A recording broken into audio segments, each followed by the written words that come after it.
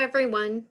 It's Amanda Peterson from Wilder Research. I think I'm just going to give just one more minute or two as folks are popping on and on before we get started. So I'm going to get started in just a couple minutes here. Sounds good. Thanks, Amanda.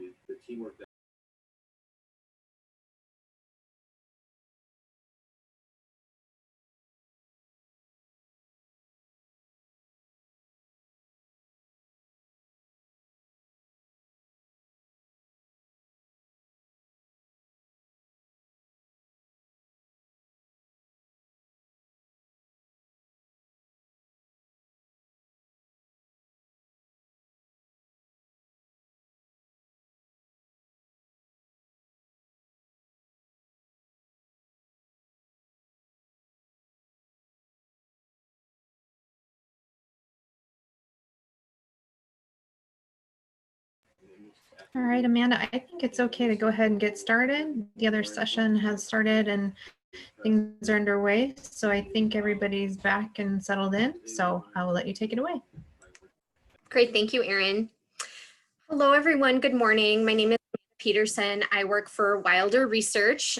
Wilder has been the PBIS evaluation partner for about 8 years now. So as long as I've been at Wilder, I've been working with the folks at the state leadership team and MDE to help with the statewide PBIS implementation. I've done this through a variety of ways. You may have heard from me or my colleagues reminding you to get your assessment data done or turn in your ODR data if you're a non-Swiss school, or have seen some of the reports that we've written online. So I just want to say thanks for attending today and welcome. I'm going to be talking with you today about picking up the pieces, how to get your data back on track when you have an interruption. And we have had several interruptions in the past month, to put it, I guess, lightly. So that is what I'm here to talk about today. I'm going to go ahead and turn off my video while I'm presenting. I'm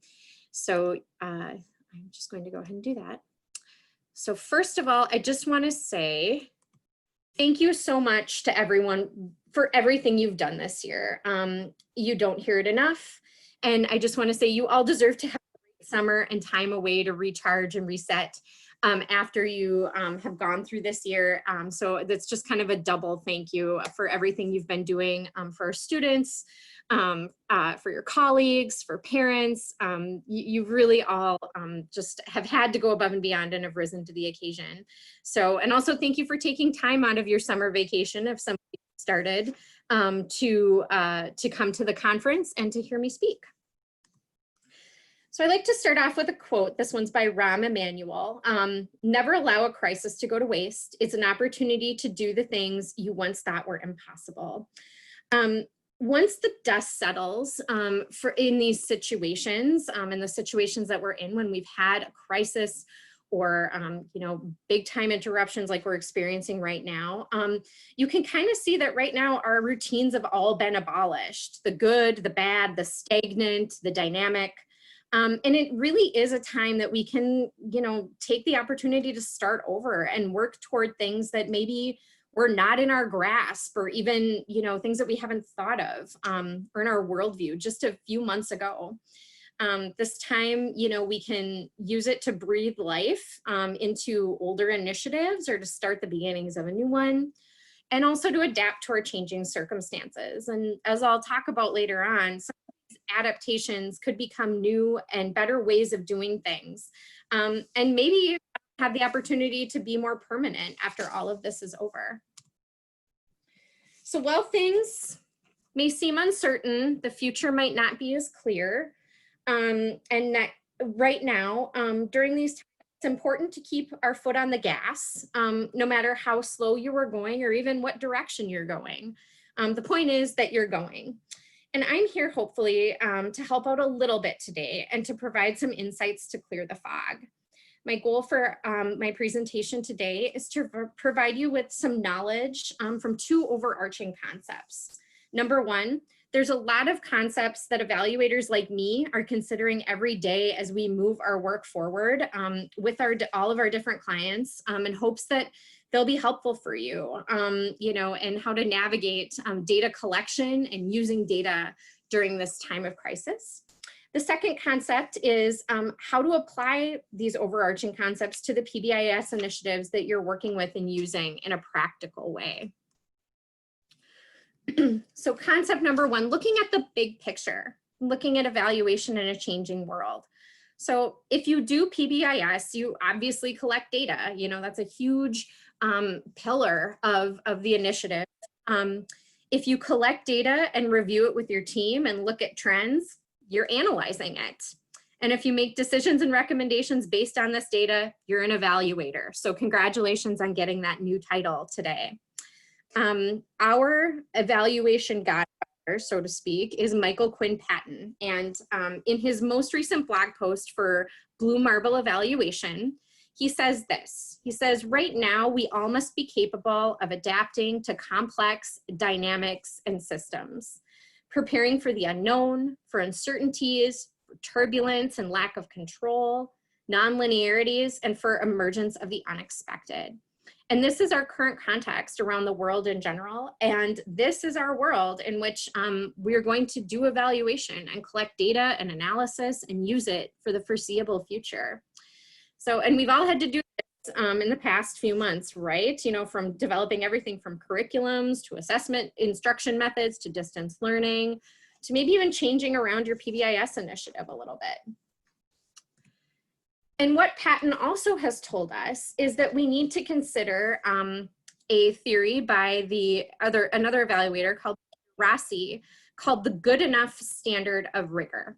And just to ground those of you who are newer to evaluation, when we hear the term rigorous in the context of evaluation, that means that your evaluation is thorough, it's exhaustive, and accurate. However, Rossi argues that we need to think of our outside context and environment when considering rigor. We all know right now decisions are being made quickly, and sometimes decisions are made and then they're reversed and then the same decision gets made again. It kind of feels like a ping pong game right now. But it's important to consider that while these decisions are being made quickly, you still want some data to support those decisions when they're being made. And that is better than data that are too little, too late, or no data at all. So we are placing rigor in the context of crisis. You know, we acknowledge that there's uncertainty, there's emergencies and urgencies. And so for example, when you're thinking about this and data and evaluation in general, this includes this does include the implementation fidelity and programs that are prescribed like PBIS. You know, we have to do what we can that is feasible and practical to collect data. I once heard a quote, and I know it's been attributed to Voltaire, that perfect is the enemy of good. So keeping that in mind, thinking of that when you are using data to evaluate and using data to make decisions is a good way to think about it. With our new world comes new opportunities as well as barriers and constraints. So it might not be feasible right now to conduct, you know, a full-on TFI or SAS or any other implementation fidelity assessments as they are intended to be.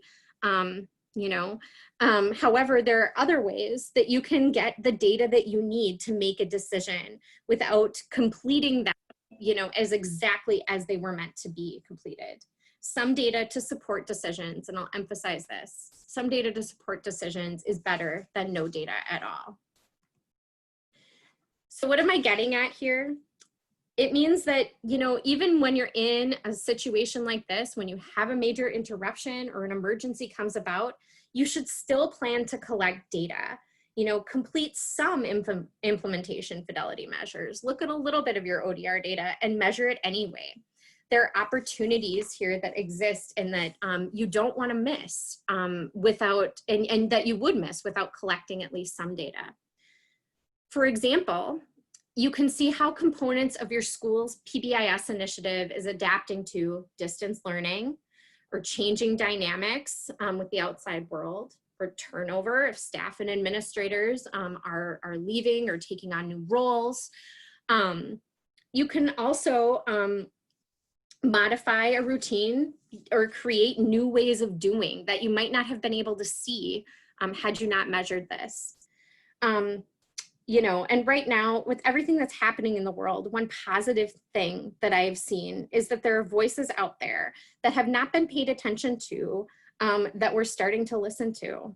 Also, people who might have been uninterested are starting to speak up for certain things out in our world.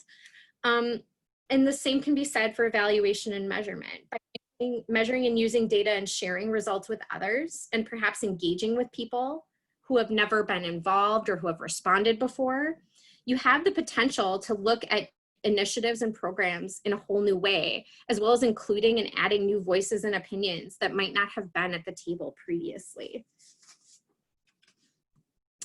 So our little chameleon friend here, encouraging us to adapt. Right now, again, there's opportunity as you're adapting and changing everything to innovate. Adapting can lead to innovation. Maybe after we get settled into our new normal, you may discover something that works much better than the previous process that you've had in place before. Maybe it's a new way of engaging students and families in the PBIS voice. Maybe it's adding new team members who are eager to help. And again, or a new data collection method or survey that works well for families. And that you keep using and moving forward. You know, even after this is done, there are endless possibilities. And small tweaks in the way that things are done today may lead to more permanent ways of doing things. So that's just, you know, something to keep in mind as you're continuing on with PBIS, as you know, we get used to and settling into whatever this is. I use the phrase new normal a lot, but who knows? Who knows what that is anymore, right? Okay, I promise this is the only toilet paper slide I will probably ever do, but I couldn't resist, right? And this is to encourage you to think about measuring and collecting data and completing, you know, some parts of your assessments as essential, not extra. You all are, you know, considered to be essential workers, as is collecting data and using it. During these times, it can be easy to get stuck into just doing and triaging and making sure that, you know, you're fixing the immediate problems at hand, which is understandable, and trying to forge ahead without taking the time to collect data and measure what you're doing. It's also easy to say that these times aren't normal, and since so much has changed and that your school team may not do any assessments or not collect data. Because it doesn't match and it's so out of the realm of what, you know, you thought this would be. And this isn't how it's supposed to work, so why should I measure it? But I'm here to tell you and encourage you that you should keep doing that and keep forging ahead, even if it looks different than what you're used to. Having any data to guide you will help when the decisions get harder and more complex. It will also help to show your stakeholders, like your colleagues, your students, other, you know, parents, other community members, when your decisions and actions that you're making so quickly, when they're working. And also when you need to maybe change direction. It helps you to be more thoughtful and slow down just a little bit. Data, in a sense, gives you that proverbial leg to stand on. So that ends my first section. And those are just, like I said, overarching concepts that me and my team at Wilder, what we think about on a daily basis as we all are trying to match up with what's going on in the world. So some key takeaways, just planning to operate in this new world for the foreseeable future. We don't know when this will end. We don't know what else is going to come up. So we might as well just kind of settle in and do our best, right? And with that comes along being capable of and open to adapting, whether it's new methods, new action planning items, new matrices, other ways of doing things. We will have to adapt and keep adapting. And this crowd has already shown with the quick transitions that were were required of you, that you're capable of it. Once again, keeping in mind the good enough standard of rigor when it comes to data and assessments. You can, sometimes good and doing it is good enough. Some data is better than no data. Measure anyway, keep going, keep keeping track of it and documenting that so you can really take advantage of seeing the opportunities that it affords you, the new and different ways of doing things, and measuring how those initiatives and new solutions are going. And again, adaptations make way for innovation. Small changes can allow people to innovate. It doesn't have to be a giant new initiative or a huge project that makes way for innovation. It can be the small things. And then once again, evaluation and data are not extra. They're essential, and they'll help you along the way as we all forge this path together. So next, I'll share some more practical ideas and drill down to get you back on track after being sidelined for a little while.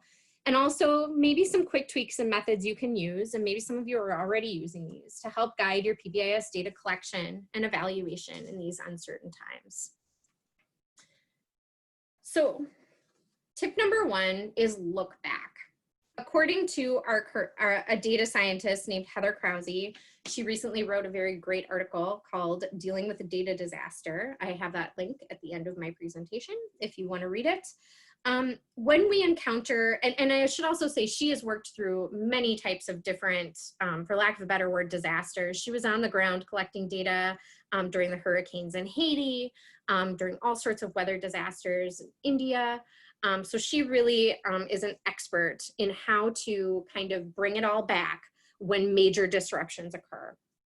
And she says when these things happen, when we encounter a major disruption or roadblock, we need to ground ourselves with practical and manageable first steps toward recovery. And her first goal, whenever she encounters something like this in her work, is to retain as much value as possible in the data you currently have. This way you can analyze and understand it in the ways that make sense for the here and now. So how does this apply to PBIS? As I have written on the screen, taking a look back at your prior year's TFI, SAS, or other assessments, drilling down, looking at those item level. And to start, we do have school at a glance reports that Wilder helps as far as our that are generated from our database, I should say, that we keep on PBIS. You can request that either by reaching out directly to me, or there is a form on pbisevalmn.org. And they look like this. Thank you in advance to Butterfield Elementary for providing this example of their at a glance report. So this kind of sets the stage. It outlines, all of your a school's recent TFI scores. If you're in training attendance, a recent SAS and overall in place scores, when that happened, and then looking at your ODR referrals. Maybe you can start by taking a look at these things, and if you're seeing, areas that in the subscales that might be increasing or decreasing over time, that's maybe a clue to take a look and drill down. So for example, if you see, if you look at the tier 1 TFI scores for Butterfield, way over for evaluation, you can kind of see that they're up and down. They were at about 50% in 2018, and they went up and in August, and then down again in November, and then up again at the end of 2019. So, that just gives you a clue about where to look and where to start. And again, these are available for a few years if you want to look back as much as that. One other thing that I encourage folks to do, another tip, is to investigate other data sources. Right now we go to our implementation, fidelity, and outcomes data. That's great. But there are other things that can serve as data sources, even though they may not be as formalized or as recorded, or, in the form of an assessment at all. meeting minutes from previous staff meetings, you know, PBIS team meetings, MTSS meetings, other types of, you know, meetings that you've been a part of can really serve as some data to help drive your decisions. I highlighted this middle bullet here because I really think that right now, and again, this is just what I've heard from my family members who are educators, that the data they are collecting the most, whether they want to or not, are staff and parent accounts, that anecdotal information, people just telling them, I'm really having a hard time with distance learning. I know up here in Ely, in my neck of the woods, I'm having a hard time with distance learning because we don't have access to the internet at home. You know, and just, you know, those types of accounts and anecdotes are ways that you can, you know, collect data and keep in the back of your mind to help you make decisions. And again, I urge you to look back at the historical action plans, behavior matrix, written discipline policies, artifacts, and other documentation. Just encourage you to take these things and glean from them what you can. Do a comparison over time, and you can kind of see a roadmap of where you need to go. And the best part of it is most of this, you know, is already collected and things that you're hearing anyway. So that's just, you know, some things to get started. And once you have, you know, this, you know, however you decide to collect it, you can ask your team, you know, what sticks out for you? You know, are there any items from our implementation fidelity assessments that we action planned around previously? Which ones did we put on the back burner? Maybe those back burner items are suddenly very important and we need to, you know, move them to the front of the line. What worked and what didn't? Any surprises and any patterns? And then the most critical question below, can anything be adapted to where we are now? Can we make those small, simple tweaks to adapt this to distance learning? Or another way that we'll be learning in the fall, to be determined, right? Tip number 3. Prioritize and progress monitor to move forward. Again, so now that you've looked at that historical data, you know, say you look at that and you discover some holes. There's some missing data for items that you think, you know, we really need data on our problem behavior definitions. Thinking about what's reasonable and what's feasible. You know, is it reasonable right now or feasible for to conduct a full survey of parents or a full implementation fidelity assessment? If so, great.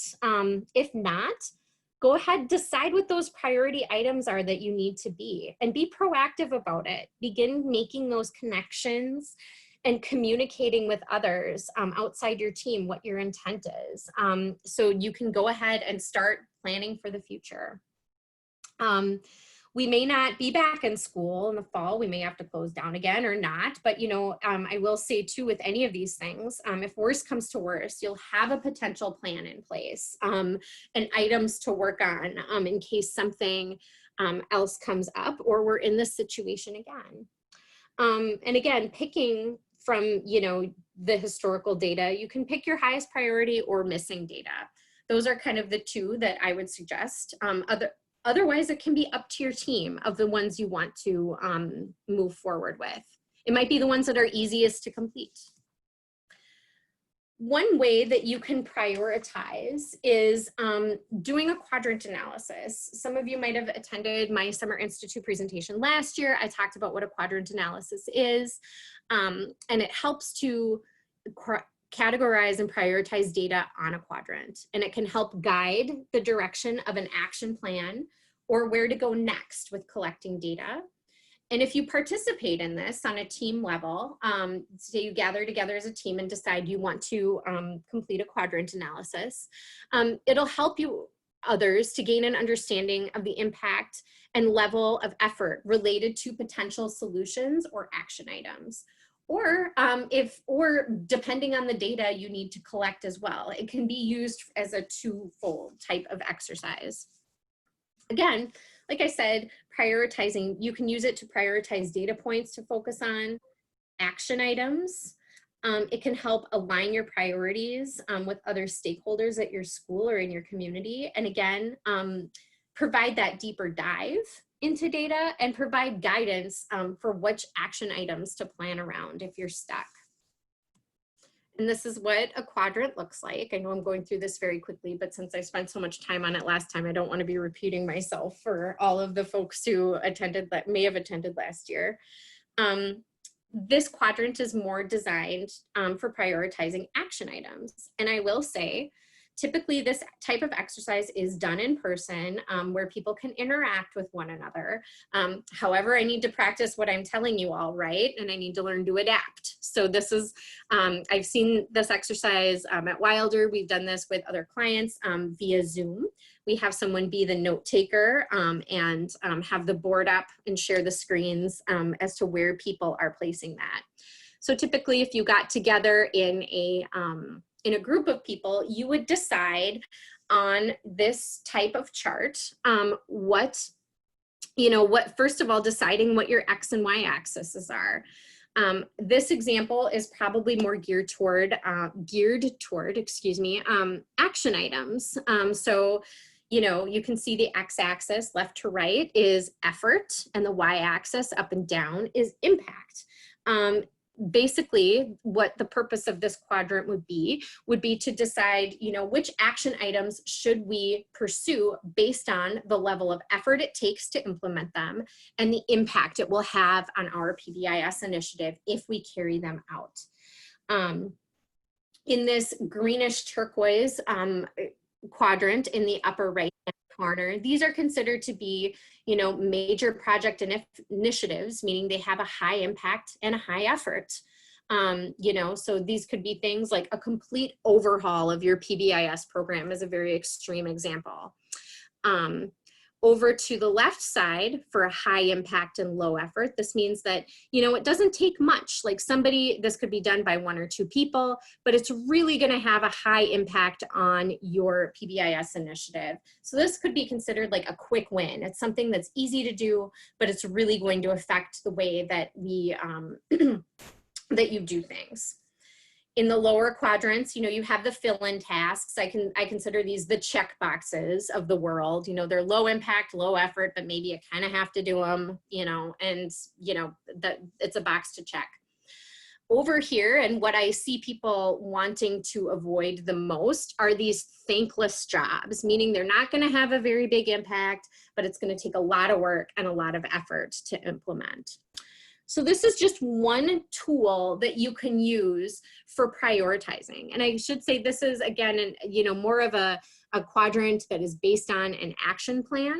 But you could also look at it too as a way to prioritize data collection and what types of data you need. And just another way to really get together and think about what you need to make some changes. So moving forward, another tip could be innovating and adapting your TFI and SAS by progress monitoring. Again, from our colleague Heather Krause, she really emphasized the importance that right now when you're in a crisis mode, when you're in a major interruption, she basically told evaluators, and I kind of chuckle because sometimes we can't help ourselves, shortening things as much as you can, shorter surveys, aligning with the new buzzword I feel like of this pandemic is bandwidth. Lining up with the bandwidth that people have right now. And that includes you and that includes your team. If you decide to, take some key items and progress monitor around them and adapt that, adapt them by asking 1 or 2 questions, I do highly recommend that you stick to how they are written. And do check on PBIS apps and PBISMN.org. As we all know, things are changing. Before you make that choice, they do have recommendations. So for example, you know, for TFI items, those are the, you know, 1.3, 1.4, and 1.9. You can't score 2 points on them. There's more information to be found on PBIS apps and pbismn.org as we are, you know, evolving and trying to adapt these tools to our new normal. I also did see recently that Swiss, and I'm assuming other data collection discipline referral systems as well, have added a location for distance learning. So folks are starting to catch up and we're starting to adapt, but just make sure you follow those recommendations. You know, and I do see as well, you know, that you can do a full SAS online, but if need be, if you're just looking again to, if you're in that triage mode and you need some really quick information from everyone, you know, consider taking a few question items and getting those out via text or email or Google form, or hey, can we quick hop on a Zoom meeting? Let's have a quick 30-minute listening session on item, you know, on SAS item 1.4, 1.5, you know. And it's just important to just maybe, you know, maybe this is where you are at. Maybe this is the good enough. You're doing something. It's not a full evaluation. It's not a full assessment. It's not completely what you're used to, but it's going to get you something, and it's going to get you some data to stand on to help drive you forward in making decisions. Just for a quick example, you know, say your school team looked through previous TFIs and noticed that item 1.5 in the TFI, which is your problem behavior definitions. You've scored a 1 in the past, it was a priority in the past. You've also maybe have heard from fellow staff, they want more guidance on policies of what to do. What do we do now that, you know, everyone's distance learning? What constitutes a problem behavior at home while students are at home? How do we define this? You know, they want to know what to do. And also maybe some parents have chimed in. What I would suggest too is, you know, going by what I just said is, you know, maybe go ahead, complete that item 1.5 in the TFI. Host a Zoom listening session around key items in the SAS with staff. You know, maybe those are like in the SAS, I'm just looking very quickly, you know, problem behaviors. Where do you think they're at? Do staff members perceive that these are in place or not? And then maybe you want to ask for some parent feedback in a quick survey, which I'll get to in just a second. So it just allows you to ground yourself and really just plan by progress monitoring. And then again, you know, you can gather some input from additional sources. What I've seen, the big dogs kind of in this field are Hanover Survey Institute, I believe they're called. Qualtrics is another one, and also, Thought Catalog. They are conducting things called pulse surveys, and it's not that, you don't need like a fancy evaluation firm to do this on your behalf. This is something you can do with a free survey account or even using Google Forms. And pulse surveys are kind of pretty self-explanatory. They help to keep your finger on the pulse. They're quick.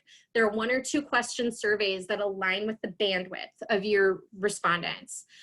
They help you to get data quickly in order to make those real-time decisions.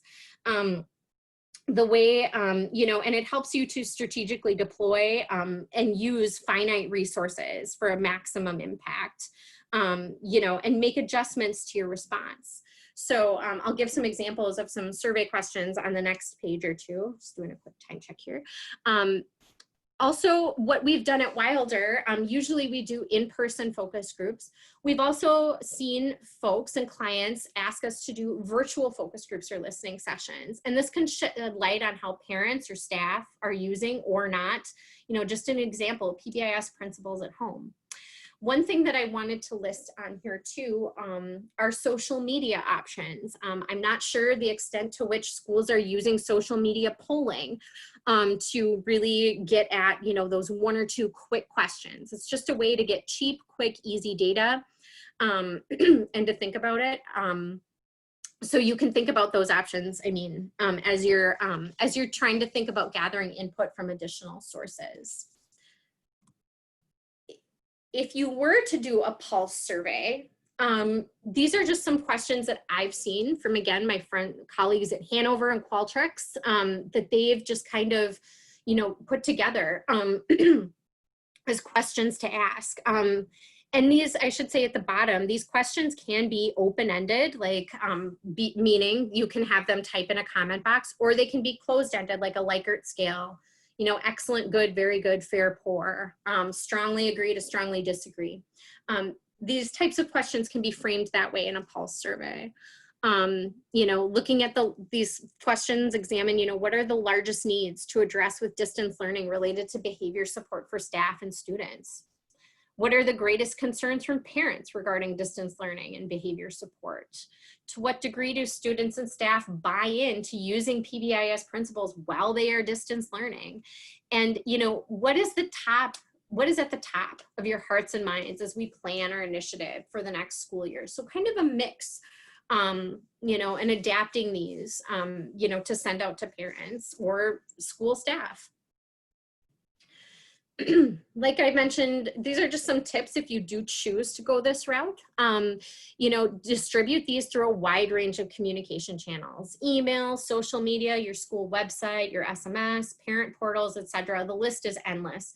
I know for, you know, fully recognizing a lot of these are digital, you know, fully recognizing that, you know, like I've said previously, that this crisis has laid bare major digital inequities with families. So considering maybe a paper option and letting families know. Maybe it's a note home in the packets with distance learning materials. So just another way to think about it. And if you really want the whole picture, collecting from multiple key stakeholder groups like your students, staff, parents, and community members. It'll give you a wider range of how people in each of those groups are feeling and give you a better and bigger picture. Though I recognize that not all of those questions will apply to everybody. If you are thinking about collecting data through a virtual focus group, or at Wilder, we're really starting to gear towards listening sessions as the term, because that's really what they are. I recommend just a few quick things that we've been doing that have been helpful for us to make it go as painlessly as possible. Having a facilitator, so someone who is going to be there to ask all the questions and guide the discussion, as well as a moderator, kind of like what Erin is on this today. I'm, you know, doing my presentation. Erin's monitoring the chat. Maybe she's jotting down a few notes or not. You know, checking in to make sure if people have technical difficulties or questions, she's kind of there on the sidelines to help out. This really helps so one person isn't doing all of those things. Limiting the amount of time in the groups. You know, at Wilder, we've done like 2-3 hour focus groups right now. Again, aligning with that bandwidth. We, you know, thinking about it being more quickly. So, you know, half an hour over lunch, you know, maybe it's, you know, if you're thinking about parents or community meetings a little bit later on in the evening after their little ones have gone to bed. I put it in that context because I have a 5-year-old and a 1-year-old. So I realize too that there are others that might have, the convenience of time varies for each person.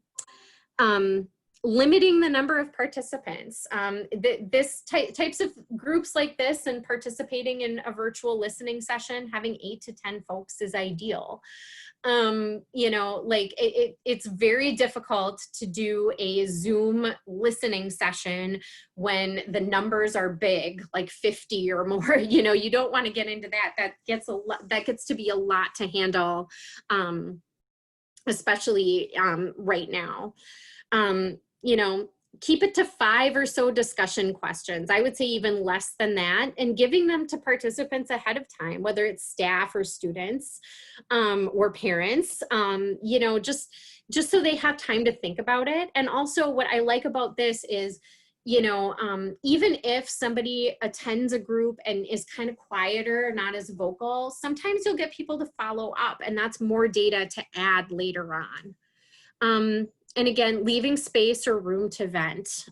We know that right now emotions are running very high as everything is exacerbated. You guys know this, I don't really need to say it, but I think that reminding you know, just as a reminder to all of us that right now people may come to these and want to vent about it. And if you want to record, making sure you ask for consent from people, just so they know that it's happening.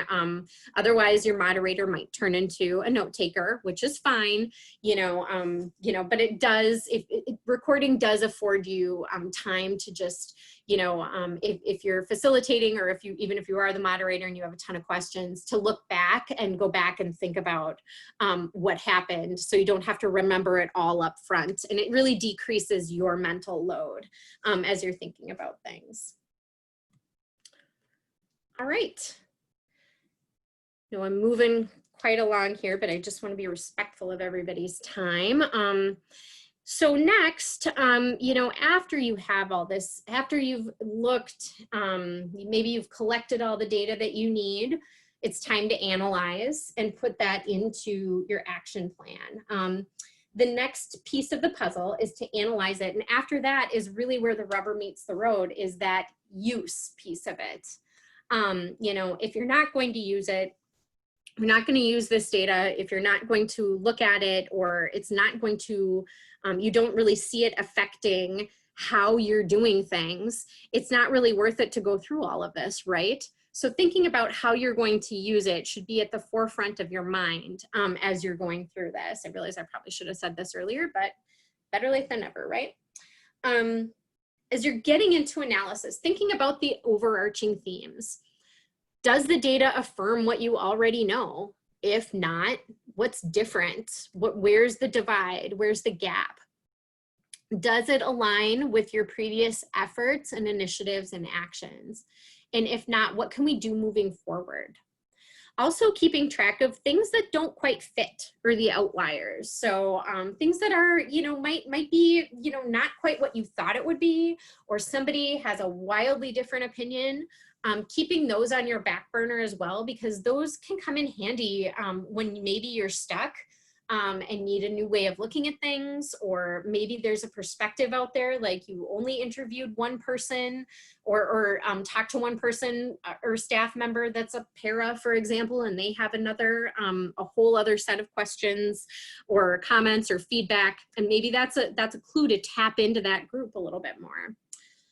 And again, thinking about what's going to change about your action plan, who's doing what and next, creating that easy step-by-step guide so people know what's going on, and clearly communicating these the results.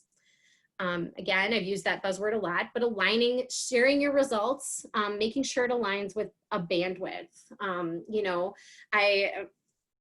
Right now, my colleagues and I call it, the Twitter report. Like, okay, if I'm going to write a tweet, if my report was a tweet, 140 characters, what am I going to say? What is the most important? Short, concise, to the point, a variety of efforts, and then high level results, making sure, to show your top trends and thoughts. Baby animal icons also help. We've been doing a lot of that, just kind of internally as a way to lighten the mood. So just kind of moving on, again, making sure that it's aligned with your bandwidth. And then after you've shared these results, it's in your action plan. Debriefing is also important, looking at your process.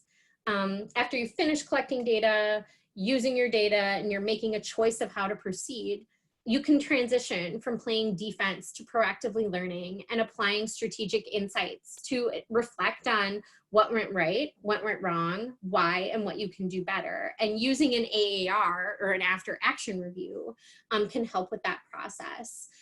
This is also from my colleagues at betterevaluation.org. They're evaluators that focus on methodologies for any type of methodology you could want. If you're interested in an AAR and going more in depth, I highly recommend reading that brief on their website. That's also linked at the end of this presentation. AARs, or after action reviews, focus on problem solving and decision making. And, it helps you to learn more about the actions you took that will hopefully help you to have better results in the future. you know, and it responds to a general question, you know, the main question, how did we do, by answering other questions. And these are just questions to ask while completing an AAR or debriefing with your team. You know, what were our intended results? You know, what are our actual results? And then looking at that from the, in the data you collect, what were the differences and the cause, the differences between intended and actual? What is going to sustain and improve? You know, and documenting these things can help you gives you another lens to understand what went well, what didn't, what needs to be repeated, and what needs to be tossed or revamped in the future. So I know it's a bit early, but I'm going to end with my favorite quote from Tupac, which I've been seeing everywhere, which is, "For every dark night, there's a brighter day." And we will get through this. It's going to take some time and elbow grease and grit, but we've got it, right? So I want to just say thanks for coming to this presentation. Here's again some resources. I believe that this presentation is going to be posted. So if you want to look at, you know, a few of the resources I dove into here more in depth, they are available to you. And also please reach out if you have any questions, you know, you want to explore something deeper. I'm happy to help in any way possible. And so with that being said, I think that I noticed there might be a few chat questions, maybe I was making that up. Let's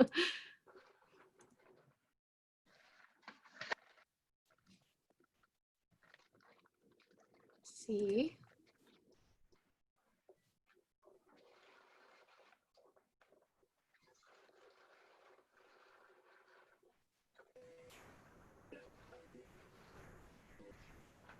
Thank you, Amanda. That was super helpful. I was writing down some of the tips as you were going. Very good things to keep in mind for moving forward. I will let everyone ask Amanda questions in the chat. I'm also monitoring the other session. So this is the last session of today. We don't have a closing scheduled for today, but we will start again tomorrow morning at 9 o'clock. And when we start tomorrow morning, we will be giving out the information for CEU certificates and everything like that. But I will let Amanda have her time for questions, just in case I didn't get back on here.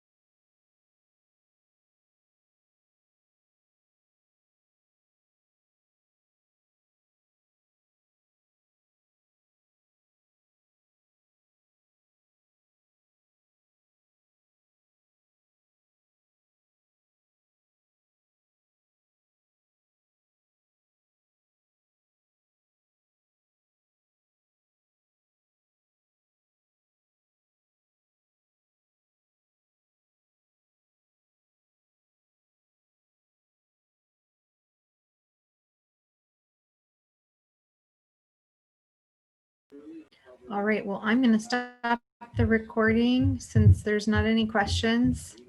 Thank you so much, Amanda. Really appreciate it.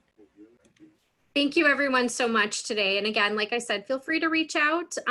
Happy to answer any questions that come up. Sounds good. Thank you.